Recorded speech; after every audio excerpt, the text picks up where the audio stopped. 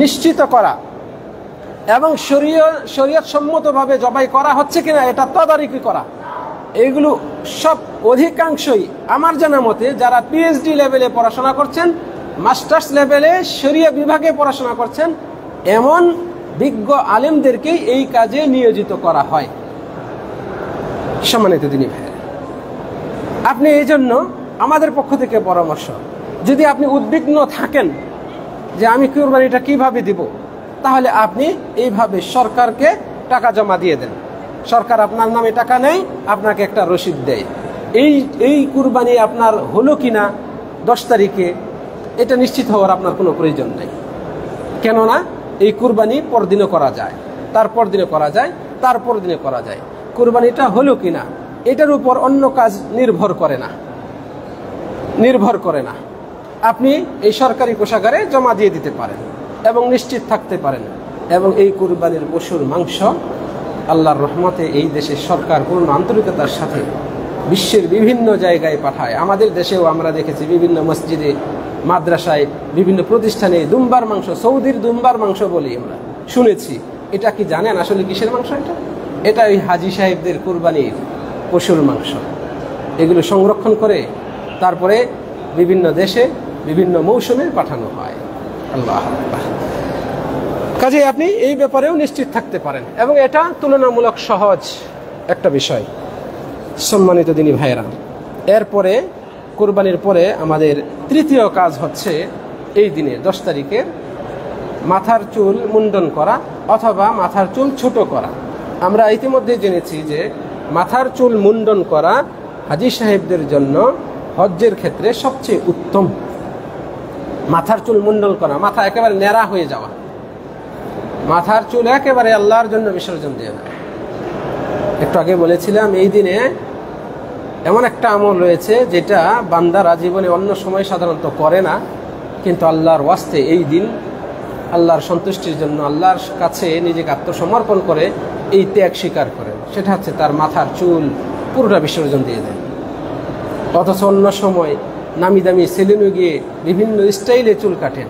তার চুলের স্টাইলটা যেন নষ্ট না হয়, টাকার চিন্তা না করে ভালো সেলুনে যান, দক্ষ যে চুল কাটে এমন ব্যক্তির কাছে যান, নাপিতের কাছে যান। কিন্তু এই দিন তিনি আল্লাহর ওয়াস্তে তার এই প্রিয় চুল, স্টাইলের চুলটাকে বিসর্জন দিয়ে আসেন। আল্লাহ রাব্বুল আলামিন বলছেন, মুহাল্লিকিনা রুউসাকুম ওয়া মুকাসসিরিন। হলককারী তোমাদের মধ্যে কেউ আছে হলককারী, মানে মাথা নেড়াকারী, আবার কেউ আছে মাথার চুল ছোটকারী। তো দুইটারই অনুমতি রয়েছে মহাগ্রন্থ আল কোরআনে। রাসূল সাল্লাল্লাহু আলাইহি ওয়াসাল্লাম যারা হলক করে, মাথার চুল একেবারে নেড়া করে ফেলে, তাদের জন্য দোয়া করে বলছেন, আল্লাহুম্মা রহম, হে আল্লাহ আপনি দয়া করুন আল মুহাল্লিকিন, যারা তাদের মাথার চুল একেবারে নেড়া করে ফেলে তাদের উপর। পাশ থেকে এক সাহাবী বলছেন, ওয়াল মুকাসসিরিন, যারা মাথার চুল ছোট করে তাদের উপরও আল্লাহ রহম করুন। রাসূল ইসলাম ওটা না শুনে বলছেন, আবার বলছেন এই একই দোয়া করছেন, যারা মাথার চুল হলক করে তাদের উপর আল্লাহ রহম করুন। এইভাবে 3 বার বললেন। চতুর্থবারে বললেন ওয়াল মুকাসসিরিন, যারা চুল ছোট করে তাদের উপর। তাহলে 3 স্তর সম্মান, মর্যাদা, সওয়াব, শ্রেষ্ঠত্ব বেশি যারা মাথার চুল মুন্ডন করে। এই জন্য এখন আপনারা যারা মক্কায় যাবেন, উমরা করে যদি হালাল হন, তাহলে এই সময় মাথার চুল মুন্ডন না করে মাথার চুল ছোট করেন, চারপাশ থেকে পুরো মাথা থেকে ছোট করেন, যাতে করে কুরবানির ঈদের দিন, হজ্জের দিনে আপনি মাথার চুলটা মুন্ডন করতে পারেন। এখন যদি মুন্ডন করে ফেলেন তাহলে 1 সপ্তাহ, এই 10-12 দিনে চুল ছোটই থেকে যাবে। আর ওই সময় ওই এত ছোট চুল মুন্ডন করার এতটা মজা আপনি তৃপ্তি পাবেন না। এই আমলটাতে যে একটা তৃপ্তি আছে এটা তখন আপনি পাবেন না। এই জন্য এটা আলেমদেরও পরামর্শ, এই সময় আপনার ছোট করেন, যেহেতু হজ্জের দিনটা একেবারে কাছাকাছি, তখন যেন আপনার পর্যাপ্ত চুল থাকে। আপনার মাথার চুল কাটলেন বা ছোট করলেন, এবং এটা আপনাকে পুরো মাথা থেকেই করতে হবে, চারপাশ থেকে অল্প অল্প করে কেটে নেবেন। এতে কিন্তু বিশুদ্ধ হয় না। আপনি তওয়াফ না, দুঃখিত, ওই দিন যেখানে ওই যে পাথর মারার পরে আশপাশে আপনি অনেকে দেখবেন কেচি নিয়ে দাঁড়িয়ে থাকে, 5 টাকা 10 টাকা করে নেয়, আপনার মাথার সামনে থেকে, পেছন থেকে, ডানে বামে থেকে একটু করে কেটে দেয়। অনেকেই করছে এটা, আপনি ওগুলো করবেন না। ওটা বিশুদ্ধ হয় না, ওটা বিশুদ্ধ হয় না। পুরো মাথা থেকে আপনি ছাঁটাবেন অথবা নেড়া করবেন। সম্মানিত দিনী ভাইরা, এভাবে আপনার তৃতীয় কাজ শেষ হলো। 10 তারিখের তৃতীয় কাজ শেষ হলো। এই যে আপনি মাথার চুল কাটলেন, এর মাধ্যমে আপনি প্রাথমিক হালাল হয়ে গেলেন। এর মাধ্যমে একজন হাজী সাহেব হালাল হয়ে যান। প্রাথমিক হালাল হওয়া বলতে হাজী সাহেবের উপর ইহরাম বাঁধার কারণে যেগুলো নিষিদ্ধ হয়ে গিয়েছিল সেগুলো সব জায়েজ হয়ে যাবে এখন, শুধুমাত্র স্ত্রী ছাড়া সবই তার জন্য এখন জায়েজ। ফলে তিনি এখন ইহরামের কাপড় পাল্টিয়ে, গোসল করে ইহরামের কাপড় পাল্টিয়ে সাধারণ পোশাক পরতে পারবেন, তার পছন্দের পোশাক পরতে পারবেন। তিনি এখন নিজের মতো সাজগুজ করতে পারবেন, সেন্ট মাখাতে পারবেন, আতর মাখাতে পারবেন, হাত পায়ের নখ এগুলো কাটতে পারবেন, শরীরের আবাঞ্ছিত লুম এগুলো পরিষ্কার করে ফেলবেন। নিজের পছন্দ মতো তিনি এখন স্বাভাবিক কাপড় চোপড় পরে বেশভূষা ধারণ করতে পারবেন। এক কথায় তার জন্য স্ত্রী ছাড়া সবকিছু এখন হালাল হয়ে গেল। সম্মানিত দিনী ভাইরা, এরপরে চতুর্থ কাজ, সেটা হচ্ছে এই দিনের সবচেয়ে গুরুত্বপূর্ণ কাজ। এটা হচ্ছে ফরজ তওয়াফ করা, হজ্জের তওয়াফ যেটাকে বলা হয়। ফরজ তওয়াফ এর নাম দুইটা, তওয়াফে জিয়ারা অথবা তওয়াফে ইফাদা। এই দুইটা নাম রয়েছে, তওয়াফে জিয়ারা অথবা তওয়াফে ইফাদা। এটা হলো হজ্জের ফরজ তওয়াফ। আপনি এই তওয়াফ করতে যাবেন। এই তওয়াফ করতে যাওয়ার আগে আপনি ওই যেটা বললাম, আপনি পরিষ্কার পরিচ্ছন্ন হবেন, গোসল করবেন, ফ্রেশ হবেন, একেবারে ফ্রেশ ভাব নিয়ে পছন্দের পোশাক পরিধান করে আপনি বাইতুল্লাহ যাবেন। মনে রাখবেন এটা সুন্নত, মনে রাখবেন এটা মুস্তাহাব, এটা উত্তম। এই সিস্টেমটা ফলো করা আল্লাহ রাব্বুল আলামিন আমাদেরকে শিখিয়েছেন। আল্লাহ রাব্বুল আলামিন তিনি বলছেন সুম্মা লিয়াকযু তাফাসাহুম ওয়াল ইউফু নুযুরাহুম ওয়াল ইয়াতাওয়াফু বিল বাইতিল আতীক। তারপরে তারা যেন তাদের অপরিচ্ছন্নতা দূর করে নেয়। আর আরাফার ময়দান থেকে যখন আসবে তারপরে এই কাজগুলো করবে। আল্লাহ রাব্বুল আলামিন তো কোরআন মাজিদে এগুলো বর্ণনা দিয়েছেন, সংক্ষিপ্তভাবে দিয়েছেন। তো এখানে আল্লাহ তাআলা বলছেন সুম্মা লিয়াকযু তাফাসাহুম, এরপরে তারা যেন তাদের অপরিচ্ছন্নতা, ক্লান্তি, ক্লেশ এই বিষয়টা দূর করে নেয়। ওয়াল ইউফু নুযুরাহুম, তারা যদি কোনো নজর মেনে থাকে তাহলে নজরটা যেন পূর্ণ করে। ওয়াল ইয়াতাওয়াফু বিল বাইতিল আতীক, এবং তারা যেন বাইতুল আতীক তথা বাইতুল্লাহ গিয়ে তওয়াফ করে। আর এই তওয়াফ হচ্ছে ফরজ তওয়াফ। তো এর আগে আমরা কি করতে পারি আল্লাহ রাব্বুল আলামিন নির্দেশনা দিয়েছেন। তিনি বলছেন সুম্মা লিয়াকযু তাফাসাহুম, এরপরে তারা যেন তাদের অপরিচ্ছন্নতা দূর করে নেয়। তার মানে আপনি আরাফায় ছিলেন, মুজদালিফায় ছিলেন, মিনায় এসে পাথর মারলেন, এত ঘাম, এত ভিড়, এত গরম, এত চাপ, এত ব্যস্ততা, এগুলোর মধ্যে আপনার মধ্যে একটা ক্লান্তি চলে এসছে। আপনি এখন চুল কেটে গোসল করে নেবেন, শরীরটাকে ফ্রেশ করবেন, জামা কাপড় চেঞ্জ করে ভালো জামা পরবেন, এখন সেলাই করা জামা পরবেন, ইহরামের কাপড় ছেড়ে দিয়ে সুগন্ধি মাখাবেন, চুল নখ এগুলো কেটে আপনি ফ্রেশ হবেন, আপনার পছন্দের খাবার খাবেন, একটা ফ্রেশনেস ভাব আসবে। এই ফ্রেশনেস ভাব নিয়ে পরিচ্ছন্ন হয়ে মনটাকে ফ্রেশ করে আপনি বাইতুল্লাহ যাবেন, আল্লাহর ঘরে তওয়াফ করতে যাবেন।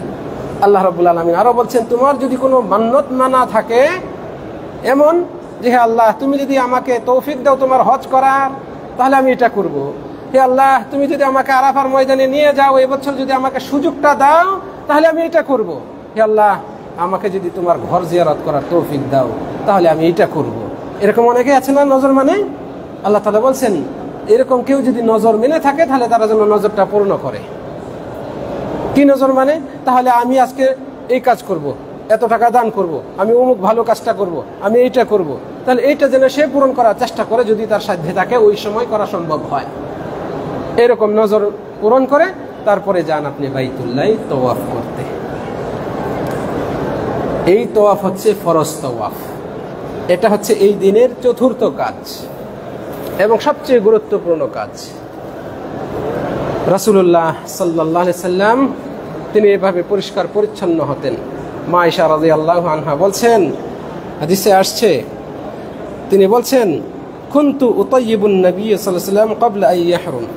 রাসূল সাল্লাল্লাহু আলাইহি ওয়াসাল্লাম ইহরাম ক্বাবলা আন ইহরিমা, রাসূল সাল্লাম ইহরাম বাঁধার পূর্বে আমি রাসূল সাল্লাল্লাহু আলাইহি ওয়াসাল্লামকে সুগন্ধি লাগিয়ে দিতাম, আতর লাগিয়ে দিতাম। ওয়া ইয়াওমান নাহরি ক্বাবলা আন ইয়াতুফা বিল বাইত, এবং কুরবানির দিনে বাইতুল্লাহ তওয়াফ করার আগেও আমি তাকে সুগন্ধি লাগিয়ে দিতাম। মানে ওই যে হালাল হয়ে গিয়েছেন, হালাল হওয়ার পরে চুল কেটে হালাল হয়ে গিয়েছেন, এখন তিনি বাইতুল্লাহ তওয়াফ করবেন, তার আগে রাসূল সাল্লামকে আমি সুগন্ধি লাগিয়ে দিতাম। মানে তিনি গোসল করতেন, ফ্রেশ হতেন, তারপরে সুগন্ধি সেন্ট যা ভালো মানের ছিল সেটা লাগিয়ে তিনি তওয়াফ করতে যেতেন। এটা ছিল রাসূল সাল্লাল্লাহু আলাইহি সাল্লাম এর সিস্টেম। আল্লাহ রাব্বুল আলামিন যে নির্দেশনা দিয়েছেন এরই প্রেক্ষিতে রাসূল সাল্লাম এই আমলটি করতেন। অন্য রাওয়াতে এসেছে ওয়ালিহিল্লিহি ক্বাবলা আন ইয়াতুফা বিল বাইত, এবং রাসূল সাল্লাম হালাল হতেন, তারপরে বাইতুল্লাহ তওয়াফ করতেন। এই বাইতুল্লাহ তওয়াফ করার আগে হালাল হওয়া উপলক্ষে আমি তাকে সুগন্ধি লাগিয়ে দিতাম। মা আয়েশা রাদিয়াল্লাহু আনহা রাসূল সাল্লামের সাথে ছিলেন বিদায় হজ্জে, তিনিও হজ করেছেন। স্ত্রী স্বামীর সাথে থাকবে এটাই তো স্বাভাবিক। তো রাসূল সাল্লামকে এই বিষয়গুলো তিনি খেয়াল রাখতেন। সম্মানিত দিনী ভাইয়েরা, আপনারা চেষ্টা করবেন এই দিনেই এই ফরজ তওয়াফটি করার। মনে রাখবেন, দিনের কাজ দিনে করা, সময়ের কাজ সময়ের ভেতরে করা, এর চেয়ে শ্রেষ্ঠত্ব আর নাই। সময়ের কাজ সময়ের করা, এর চেয়ে শ্রেষ্ঠত্ব আর নাই। আপনার যদি উজর না থাকে, সমস্যা না থাকে, তাহলে কুরবানির দিনের শ্রেষ্ঠতম কাজ ফরজ তওয়াফ করা, এই আমলটি আপনি করেন। যদি উজর থাকে, অসুস্থতা, অত্যন্ত ক্লান্ত, ঠিকমতো করতে পারবো না, অথবা আমি তো যেতে চাই, আমি তো চিনি না, আমার সঙ্গীরা কেউ যাবে না আজকে, বা এখন যাবে না, ওরা রাতে যাবে, সন্ধ্যায় যাবে, বিকালে যাবে, আপনার ওজর আছে, আপনি যেহেতু রাস্তা চিনেন না, হারিয়ে যাওয়ার ভয় রয়েছে, তাহলে আপনি অপেক্ষা করেন, দেরি করে করলেও সমস্যা নাই। তবে নবী সাল্লাল্লাহু আলাইহি ওয়াসাল্লাম এই দিনেই করেছেন, সাহাবাগণও এই দিনেই করেছেন। মা আয়েশা রাদিয়াল্লাহু আনহা বলছেন, হাজাজনা মা রাসূলিল্লাহ সাল্লাল্লাহু আলাইহি ওয়াসাল্লাম, আমরা রাসূল সাল্লাল্লাহু আলাইহি ওয়াসাল্লামের সাথে হজ করেছি। ফাআফাযনা ইয়াওমান নাহর, আমরা কিন্তু কুরবানির দিনেই তওয়াফে ইফাজা করেছি। মা আয়েশা রাদিয়াল্লাহু আনহা বলছেন, আমরা কুরবানির দিনেই তওয়াফে ইফাজা করেছি। সম্মানিত দিনী ভাইয়েরা, যদি একটু আগেও বলছিলাম, যদি কারো উজর থাকে তাহলে সমস্যা নেই, দেরি করে করলেও সমস্যা নেই। দেরি করা বলতে ওই দিন বিকালে, রাতে, গভীর রাতে, সকালবেলা, তারপর দিন সকালবেলা, তারপর দিন আইয়ামে তাশরিক 3 দিন, যে 3 দিন কুরবানি করা যায়, এই 3 দিনেও যদি কেউ করে, উজরের কারণে দেরি করে, তাহলে সমস্যা নেই। এই 3 দিন পার করে বিনা উজরে তারপরে কোনো ব্যক্তি ফরজ তওয়াফ করবে, এটা আলেমগণ বলছেন এটা মোটেও উচিত না, এটা জায়েজ নাই ওরকম ব্যক্তির জন্য।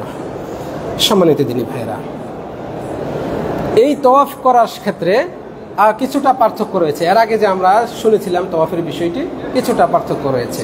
এই সময়ে ইজতেবা নাই। তওয়াফের আগে যে পুরুষদেরকে ইস্তেফা করতে হয় তওয়াফের সময় প্রস্তুতি নিয়ে, এই ইজতেবা নাই, রমলও করার প্রয়োজন নেই। স্বাভাবিকভাবে 7টা চক্কর দিয়ে আসবেন, এবং এই চক্করে তওয়াফে কি কি দোয়া করবেন, কি কি কাজ করবেন, সব একই সেম। আল্লাহ রাব্বুল আলামিন আমাদের সকলকে তৌফিক দান করুন। সেখানে পূর্ণ আনুগত্যের সাথে, পূর্ণ বিনম্রতার সাথে আমরা জিকির আজকারে তওয়াফ সম্পন্ন করব। 7 চক্করে 7 দোয়া, এই কথাটি বিশুদ্ধ নয়। 7 চক্করে 7 দোয়া, প্রথম চক্করে এই দোয়া, দ্বিতীয় চক্করে অমুক দোয়া, তৃতীয় চক্করে অমুক দোয়া, এই যে নির্ধারণ করে দেওয়া হয়েছে, এটা সুন্নত সম্মত নয়।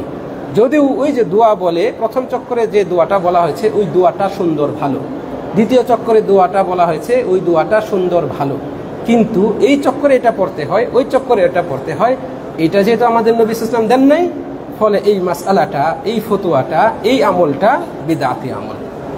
বুঝাইতে পেরেছি আশা করি। কাজেই আপনি যদি ওই 7ম চক্করের দোয়াটা প্রথম চক্করেই পড়েন, আপনার তওয়াফের কোনো ক্ষতি হবে না। আপনি যদি 7 চক্করের পুরো সবগুলো দোয়াই প্রথম চক্করে পড়েন, দ্বিতীয় চক্করেও পড়েন, কোনো ক্ষতি নেই। আপনি যদি ওগুলো না পড়ে আপনার যা প্রয়োজন, আপনার যা সমস্যা, আপনার যা আকাঙ্ক্ষা, আপনার যা চাওয়ার আল্লাহর কাছে, সেটাই আপনি আল্লাহর কাছে চান, কোনো সমস্যা নেই, বরং এটা আরো উত্তম। আপনি তো বাইতুল্লাহ গিয়েছেন, আল্লাহর মেহমান, আপনার যা দরকার সেটা না বলে আপনি অন্যটা চাইছেন, যেটার অর্থ আপনি জানেনই না, তাহলে এটা একরকমের কি বলা হয়, এটা একরকমের অজ্ঞতার শামিল। আপনি আল্লাহর কাছে গিয়েছেন, আপনি বাংলায় দোয়া করবেন, আল্লাহ কি বুঝবে না বাংলা?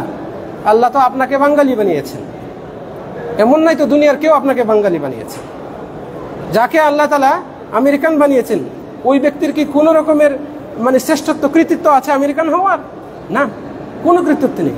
তাকে আল্লাহ ওই দেশে পাঠিয়েছেন, আমাকে এই দেশে পাঠিয়েছেন, অমুককে ওই দেশে পাঠিয়েছেন, আমাকে এই ভাষার লোক বানিয়েছেন, অমুককে ওই ভাষার লোক বানিয়েছেন।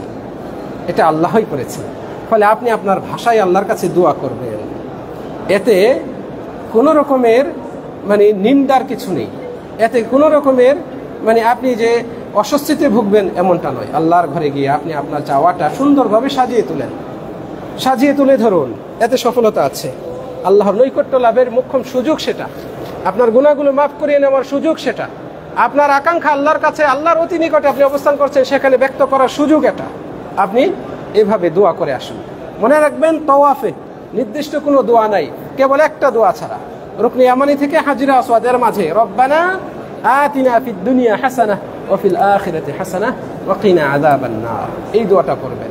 বাকি সময়টাতে অন্যান্য যা আপনার চাওয়া আছে আপনি আল্লাহর কাছে দোয়া করেন। তাওয়াফের সময় কাউকে ধাক্কা দিবেন না, কেউ যেন আপনার দ্বারা কষ্ট না পায়, এই বিষয়গুলো খেয়াল করবেন।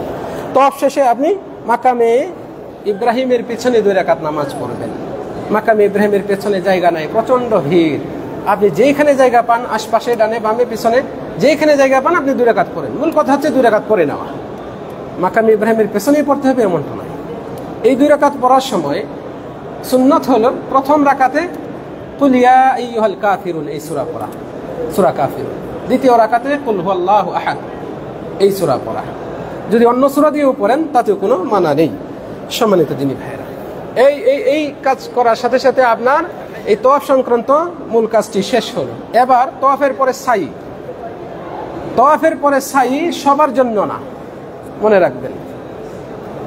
হজ্জের 10 তারিখ কুরবানির দিন, যেই দিন সবচেয়ে বেশি কাজ, এই দিন তাওয়াফের পরে যে সাই, এই সাই সবার জন্য না। যারা অগ্রিম সাই করে রেখেছেন তাদের জন্য নাই। অগ্রিম সাই তারা কারা করে রাখতে পারেন, তারা হচ্ছে 2 রকমের হাজি, হজ্জে ইফরাদকারী, হজ্জে কিরানকারীরা। তারা যদি মক্কায় পৌঁছে তাওয়াফে কুদুম করে থাকেন আর তাওয়াফে কুদুমের সাথে সাইও করেন, তাহলে তাদের ওই সাইটা হজ্জের সাই হিসেবেই গণ্য হবে, অগ্রিম সাই করে রেখেছেন। ফলে এই হাজিদের জন্য এই দিনে অনেক সহজ হয়ে যায়, কারণ তাওয়াফের পরে সাই করাটা অত্যন্ত পরিশ্রমের কাজ, কষ্টসাধ্য, শরীর ক্লান্ত থাকে প্রচণ্ড ভিড়ের মধ্যে, এটা তাদের জন্য সহজ হয়ে যায়।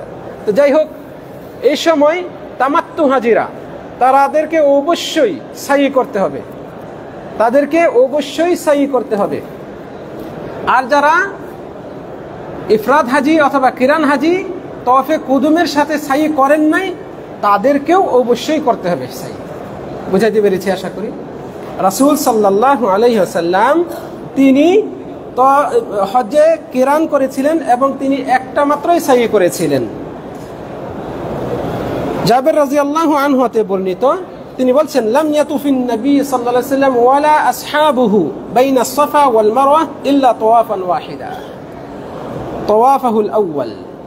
রাসূল সাল্লাল্লাহু আলাইহি ওয়াসাল্লাম এবং তার সাহাবাগণ সাফা মারওয়ায় একটা মাত্রই তাওয়াফ করেছেন। সাফা মারওয়ায় তাওয়াফ বলতে উদ্দেশ্য হচ্ছে সাই, সাফা মারওয়ায় সাই করা, প্রদক্ষিণ করা। তারা মাত্র একটাই করেছিলেন, সেটা হচ্ছে তাদের প্রথম সাই। তো এই হিসেবে এইভাবে পালন করব। এই সাই নিয়ম একই, যেটা আমরা পূর্বে জেনেছি। সাফা পাহাড় থেকে শুরু হবে, মারওয়া পাহাড়ে গিয়ে শেষ হবে একটা। মারওয়া পাহাড় থেকে আবার সাফা পাহাড়ে ব্যাক করবেন, ফিরে আসবেন আপনার 2টা। এইভাবে যাওয়া আসায় আপ ডাউনে 2টা হবে। গেলেন আসলেন, গেলেন আসলেন, গেলেন আসলেন, গেলেন, শেষ। আপনার 7 চক্কর হয়ে গেল, সাই কমপ্লিট হবে। প্রত্যেক সাইয়ের শুরুতে ও যে পাহাড়ে আপনি থাকবেন সেই পাহাড়ে দাঁড়িয়ে কিবলামুখী হয়ে হাত তুলে দীর্ঘক্ষণ দোয়া করবেন। তাহলে আমাদের সাই শুরু হচ্ছে সাফা পাহাড় থেকে। সাফা পাহাড়ের কাছাকাছি যাওয়ার সময় আপনি এই আয়াতটা পড়বেন, ইন্না সাফা ওয়াল মারওয়াতা মিন শাআইরিল্লাহ। পাহাড়ে উঠলেন এবং কিবলামুখী হবেন, সম্ভব হলে কিবলাকে দেখে আপনি 2 হাত তুলে দোয়া করবেন, দীর্ঘক্ষণ দোয়া করবেন। রাসূল সাল্লাল্লাহু আলাইহি ওয়াসাল্লাম দোয়া করতেন 2 হাত তুলে, আপনি সেটাই করুন। এবং নির্দিষ্ট একটা দোয়া আছে, এটা 3 বার পড়তেন, এছাড়া অন্যান্য দোয়া করতেন। আপনি এভাবে দোয়া করে তারপরে আপনি সাই শুরু করেন ধীর গতিতে, বা আপনার স্বাভাবিক গতিতে আপনি সাই করবেন। সাফা পাহাড় থেকে মারওয়া পাহাড়ে যাবেন, এর ভেতরে আপনি দোয়া, জিকির, আজকার, ইস্তেগফার, তওবা এগুলোই করবেন। যদি কেউ কোরআন তেলাওয়াত করে তাও করতে পারে। এভাবে আপনি এই সময়গুলোকে কাটাবেন।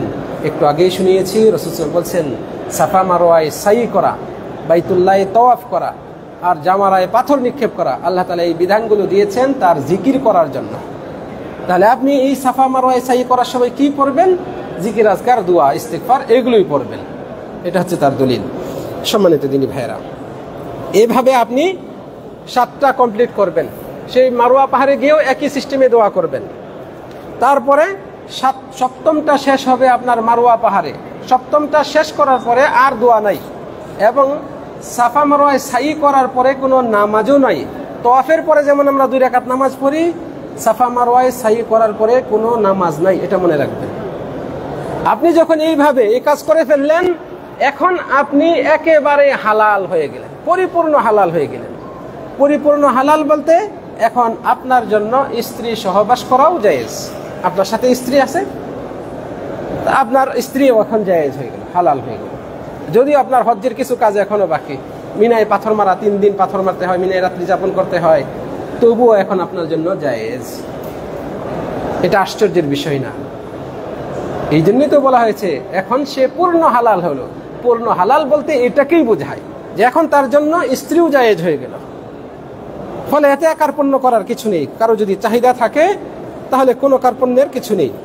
সম্মানিত দিনী ভাইরা, এই যে এখানে আমরা এই যে 4টা কাজ জানলাম, প্রথমে পাথর মারা, তারপরে কুরবানি করা, তারপরে মাথার চুল কাটা, এরপরে তওয়াফ সাই করা, ফরজ তওয়াফ, এই যে 4টা কাজ, এই 4টা এই সিরিয়ালে সম্পন্ন করা সবচেয়ে ভালো। যদি সিরিয়াল মেনটেন করা সম্ভব না হয় তাহলে 8 পিস হলেও কোনো সমস্যা নেই, কোনোই সমস্যা নেই। এই দিন সাহাবী বলছেন, এই দিন যারাই এসে রাসূল সাল্লাল্লাহু আলাইহি ওয়াসাল্লামকে বলছেন, হে আল্লাহর রাসূল, আমি তো সকালে প্রথম কাজ পাথর মারার আগে মাথার চুল কেটে ফেলেছি। রাসূল সাল্লাল্লাহু আলাইহি ওয়াসাল্লাম বলছেন, এখন পাথর মেরে আসো। আরেকজন এসে বলছেন, হে আল্লাহর রাসূল, আমি কুরবানি করার আগে সাই করে এসেছি, এই তওয়াফ করে এসেছি। বলছে, তুমি এখন কুরবানি করো, আমি এটা করার আগে ওইটা করে ফেলছি, যেটা করো না এটা এখন করো। রাসূল সাল্লাল্লাহু আলাইহি ওয়াসাল্লাম এইভাবে উত্তর দিয়েছেন। যারাই আসছে, সাহাবী বলছেন, রাসূল সাল্লাল্লাহু আলাইহি ওয়াসাল্লামের সাহাবী বলছেন যে সেই দিন আব্দুল্লাহ বিন উমর রাদিয়াল্লাহু আনহু বলছেন, ওই দিন যেই ফামা সুইলান নবী সাল্লাল্লাহু আলাইহি ওয়াসাল্লাম আন শাইইন কুদ্দিমা ওয়ালা উখিরা ইল্লা ক্বাল ইফআল ওয়ালা হারাজ। ওই দিন রাসূল সাল্লামকে এটা আগে করেছি, এটা পরে করেছি, এই ব্যাপারে যেই প্রশ্ন করতে আসছে সবাইকে বলছেন ইফআল ওয়ালা হারাজ, আরে করতে থাকো, কোনো সমস্যা নেই, আগে পিছু হোক, কোনো সমস্যা নেই। তাহলে এই দিন সিরিয়াল যদি মেনটেন করতে নাও পারেন কোনো সমস্যা নেই, কোনো সমস্যা নেই। আপনি সিরিয়াল মেনটেন করে করলে এটা সবচেয়ে ভালো। সম্মানিত দিনী ভাইরা, এইভাবে আমাদের 10 তারিখের কাজ মোটামুটি শেষ হয়ে যায়। একটু আগেও বলেছিলাম, তো এই যে তওয়াফ, এই তওয়াফটা আপনি পিছিয়েও রাখতে পারেন যদি ওজর থাকে, তাতে কোনো সমস্যা নেই। তবে আপনি যদি তওয়াফটা না করেন তাহলে আপনি কিন্তু পূর্ণ হালাল হলেন না। পূর্ণ হালাল না হওয়ার কারণে আপনি স্বাভাবিক পোশাক পরলেও, সুগন্ধি মাখালেও, চুল নখ এগুলো কাটতে পারলেও আপনার জন্য কিন্তু স্ত্রী বৈধ না, যতক্ষণ না আপনি এই ফরজ তওয়াফ করেন। এটা খেয়াল রাখতে হবে। এখন হাজী সাহেবদের সর্বশেষ ধাপ, হজ্জের শেষ কাজগুলো, সেটা হচ্ছে এই হাজী সাহেবগণ এই রাত্রি 10 তারিখ দিবাগত রাত্রি, মানে 11 তারিখের রাত, এই রাতটাই হচ্ছে আইয়ামে তাশরিকের প্রথম রাত। মিনায় চলে যাবেন, মিনায় গিয়ে তাদেরকে রাত্রি যাপন করতে হবে। মনে রাখবেন, এই 11 তারিখের রাত মিনায় রাত্রি যাপন করা, তারপরের দিন 12 তারিখের রাত, এই রাতে মিনায় রাত্রি যাপন করা, ন্যূনতম এই 2 রাত মিনায় রাত্রি যাপন করা ওয়াজিব তাদের জন্য যাদের কোনো শরঈ উযর নাই, সমস্যা নাই, হজ এবং হাজিদের সাথে সম্পৃক্ত কাজের ঝামেলা নাই যাদের, তাদের উপর ওয়াজিব। বুঝাইতে পেরেছি?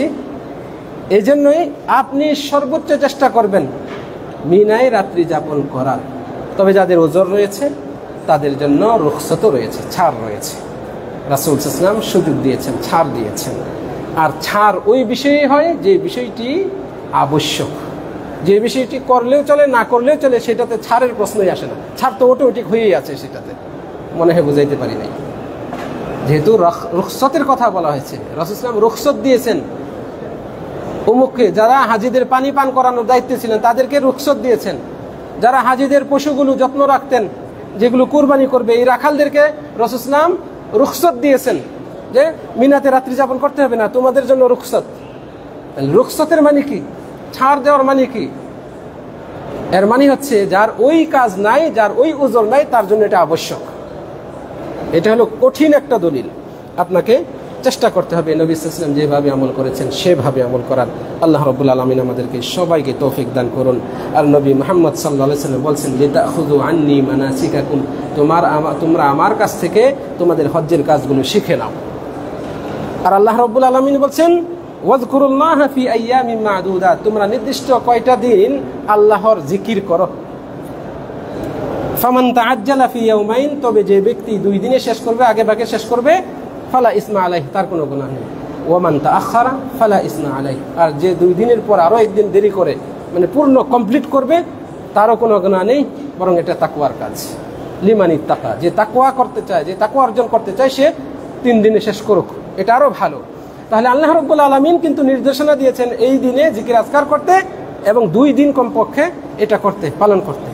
আইয়ামে তাশরিকের 3 দিনের এই 2 দিন 11 এবং 12, এই 2 দিন আপনাকে থাকতেই হবে। সম্মানিত দিনী ভাইয়েরা, একটু আগেও বললাম যে এটা আবশ্যক, যার ওজর নাই। কাজেই আমাদের এখন বর্তমানে ওজরের গর্তের মধ্যে সবচেয়ে বেশি অগ্রগণ্য হচ্ছেন যারা মুআল্লিম, যারা কাফেলা নিয়ে আসেন। তাদের হাজীদের সাথে সম্পৃক্ত অনেক দায়িত্ব থাকে। হোটেল ঠিক আছে কিনা, বুকিংটা ক্যান্সেল হয়ে গেল কিনা, খাবারের আয়োজন করবে যাদেরকে দায়িত্ব দেওয়া হয়েছিল, যেহেতু আগামীকালকেই হাজিরা হোটেলে উঠবে, তাহলে হোটেলের সবগুলো রুম ঠিক আছে কিনা, সবগুলো হাজি সিট পাবে কিনা, এটা কনফার্ম করতে হবে, তাকে যেতে হবে। খাবারের বিষয়টি কনফার্ম করতে হবে। হ্যাঁ, এই যে অনেক দায়িত্ব, আরো আনুষঙ্গিক অনেক দায়িত্ব রয়েছে। তাহলে মুআল্লিমের বিষয়টা ভিন্ন।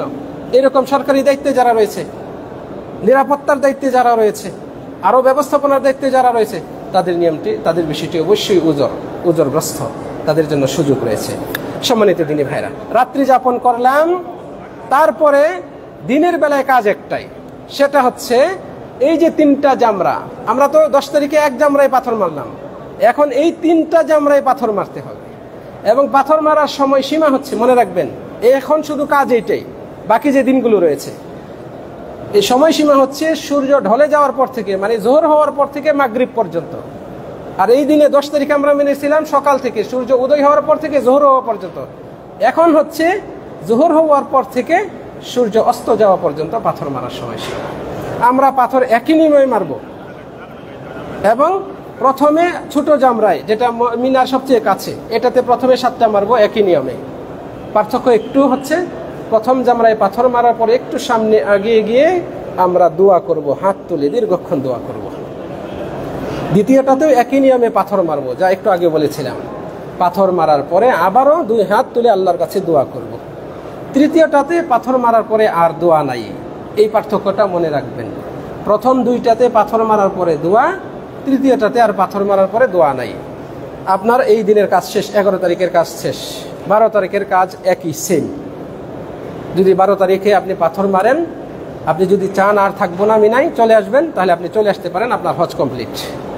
আর যদি বলেন না আমি 13 তারিখেও থাকবো, পাথর মারবো, তাহলে আপনি রাত্রি যাপন করে পরদিন পাথর মেরে আপনি চলে আসবেন, আপনার হজ কমপ্লিট। 12 তারিখে আপনি পাথর মারার পরে মিনাতেই আপনার সন্ধ্যা হয়ে গেল, মাগরিব হয়ে গেল, তাহলে আপনাকে 13 তারিখে পাথর মারতে হবে, আপনি বাধ্য, এটা আবশ্যক হয়ে যাবে আপনার উপর। ফলে আপনি মিনায় অবস্থান করে রাত্রি যাপন করে পরদিন পাথর মেরে আপনি আসবেন। আশা করি বুঝাইতে পেরেছি। এইভাবে আমাদের হজ্জের কাজ, যাবতীয় কাজ কমপ্লিট হয়ে যায়। এখন শুধুমাত্র একটি কাজই বাকি থাকে, সেটা হচ্ছে বিদায়ী তওয়াফ। আপনি এখন যতদিন মক্কায় থাকবেন, ইবাদত করতে থাকেন, স্বাভাবিকভাবে জীবনযাপন করেন। যখন আপনার একেবারে চূড়ান্ত সফর হবে, নির্ধারণ হবে, তার আগ মুহূর্তে, আপনি মক্কা ত্যাগ করার আগ মুহূর্তে বিদায়ী তওয়াফ করবেন। বিদায়ী তওয়াফ কিন্তু অনেক আগে করে ফেলবেন, 1 দিন আগে 2 দিন আগে করবেন, এমনটা বিশুদ্ধ নয়। বরং আপনি সর্বশেষ মক্কায় আপনার কাজটা হবে বাইতুল্লাহ তওয়াফ করা। ফলে আপনি শেষ মক্কা ত্যাগ করার আগ মুহূর্তে যত কাছাকাছি সময় আপনি পারেন বিদায়ী তওয়াফ করবেন। এটা নবী মুহাম্মদ সাল্লাল্লাহু আলাইহি সাল্লামের আদেশ। এইটা ওয়াজিবের অন্তর্ভুক্ত। কেবলমাত্র যারা হায়েজগ্রস্তা নারী, যাদের হায়েজ শুরু হয়েছে, তাদের জন্য ছাড় দেওয়া হয়েছে। তারা এই তওয়াফ না করলেও তাদের কোনো সমস্যা নেই। এটা নবী মুহাম্মদ সাল্লাল্লাহু আলাইহি সাল্লাম সুযোগ দিয়েছেন। হাদিস এসেছে, উমিরান নাস ওয়া ইয়াকুনা আখিরু আহদিহিম বিল বাইত, মানুষদেরকে আদেশ করা হয়েছে তাদের জন্য সর্বশেষ কাজ হয় বাইতুল্লাহ